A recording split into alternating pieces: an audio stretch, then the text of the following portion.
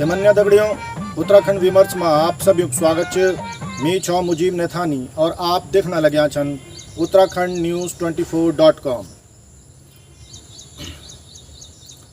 आज जो है फेसबुक पर अतुल सतीजी जोशीमठ वालों ने एक पोस्ट की है जिसमें उन्होंने बताया है कि एनटीपीसी की तपोवन विष्णुगाड़ परियोजना में कल रात जो है भारी बारिश के कारण मलबा आ गया, जिससे उसका जो मुख्य सुरंग है वो बंद हो गई है। और कल क्या हुआ कि कल मजदूरों ने वहाँ हड़ताल कर दी थी, इसलिए वो मजदूर उस टनल के अंदर नहीं थे। इस वजह से करीब 100 से ज़्यादा मजदूरों की जान बच गई है। और इससे पहले 7 जनवरी 2021 को वहाँ 140 मजदूरों की मौत हो गई थी और वहाँ का जो मुख्य बैराज था वो भी टूट के बह गया था नदी में। और इसके खतरे जो हैं, जो जोशीमठ के निवासी हैं, करीब 2004 से 3 से लगातार उठाते रहे हैं, मगर उनको हम लोग तवज्जो नहीं देते हैं। जो खतरे वो वहाँ के मूल निवासी महसूस करते हैं, उनको हम जो यहाँ के खुद को मूल निवासी कहते हैं वो महसूस नहीं करते, ना उनको तवज्जो देते हैं। तो ये 2003-4 से लगातार उठाते रहे, उसके बावजूद वहाँ कुछ नहीं हुआ।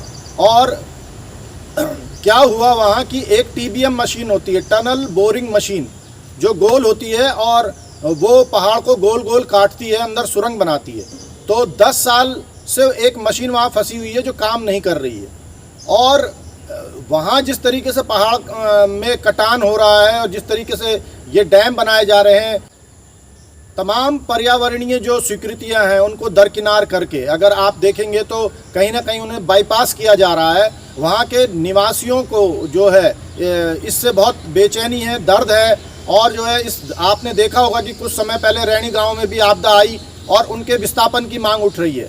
और ऐसे कई 100 गांव इस समय उत्तराखंड के पहाड़ों में हैं जिनका विस्थापन किया जाना है, मगर उसके लिए ज़मीन नहीं है। तो विस्थापन क्यों किया जाना है? तो आधे से ज़्यादा जो गांव विस्थापित होने हैं वो मानवीय स्थितियों के कारण है, जो हमने खुद पैदा की हैं। और हम यहाँ के मूल निवासी हैं और अपने ही मूल निवासियों की आवाज़ को हम सुनने से इनकार करते हैं। और हमें जो है दूसरी आवाज़ें बहुत पसंद हैं, इसलिए हम जरा सी बात आते ही दूसरी आवाज़ों को फॉरवर्ड करना शुरू कर देते हैं, लाखों की संख्या में फॉरवर्ड करते हैं।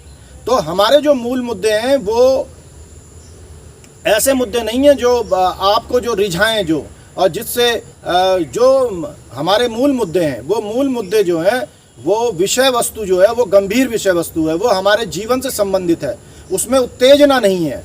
और इस उत्तेजना ना होने के कारण हमारे खुद के लोग जो हैं इन विषयों पर बात ही नहीं करते हैं, और जो लोग हमारे उठाते हैं उनकी ओर ध्यान नहीं देते।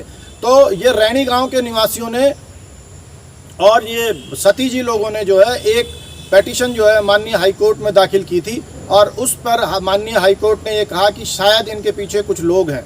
और ये कोई गलत नहीं कहा, लोग हैं, हम सारे लोग हैं, वहाँ के उस गांव के लोग हैं, उस इलाके के लोग हैं जो इससे परेशान हैं और दुखी हैं कि भाई ये परियोजनाएं जो हैं हमारे विकास की नहीं, विनाश की परियोजनाएं बन रही हैं। और इनको जो है नियम संगत तरीक़ों से देखा जाना जरूरी है कि परियोजनाओं का क्या हिसाब होना चाहिए।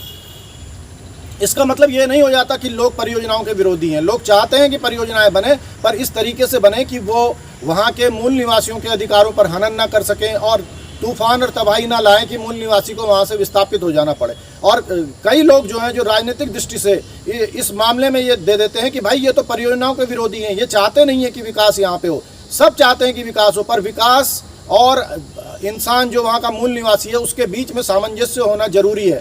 अगर उस विकास का कोई फ़ायदा वहाँ के मूल निवासी को नहीं मिल रहा, उसका नुकसान उठाना पड़ रहा है, तो कोई भी मूल निवासी नहीं चाहेगा कि वो विकास वहाँ पर हो।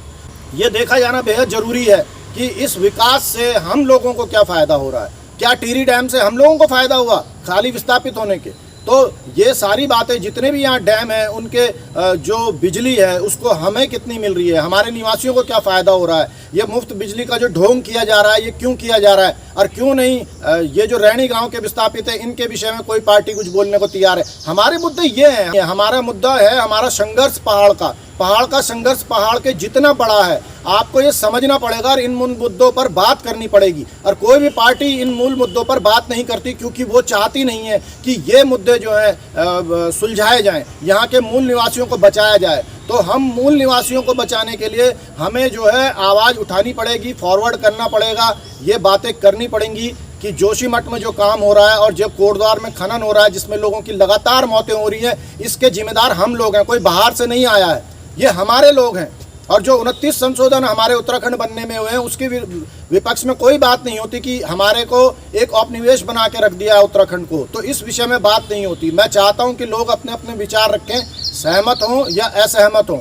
हमारे मूल मुद्दे उत्तेजना पैदा नहीं करते हैं क्या, इसलिए आप लोग इस पर बात नहीं करते?